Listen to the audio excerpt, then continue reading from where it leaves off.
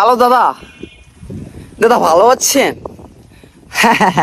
দাদা আচ্ছা, আপনারা নাকি ইলিশের জন্য অনেক কান্নাকাটি করতেছেন।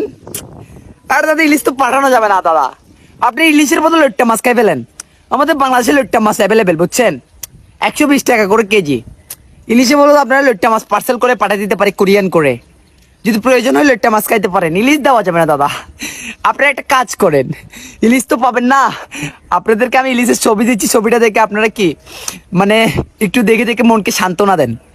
না দাদা, যদি বলেন আমি লইট্টা মাছ এখনই পাঠিয়ে দিতে পারতেছি কুরিয়ান করে, আমি সুন্দরবন কুরিয়ান সার্ভিসে যাবো, লইট্টা মাছটা পাঠিয়ে দিব দাদা, নো প্রবলেম দাদা। হ্যাঁ না না না না না না দাদা, না না ইলিশ পাঠানো যাবে না দাদা। না, আপনি আমাকে অনুরোধ করবেন না দাদা, আপনি আপনি আমাকে না দাদা, না না না, ইলিশ পাঠানো যাবে না দাদা, একটাই বলতেছি, ইলিশ পাঠানো যাবে না যাবে না যাবে না।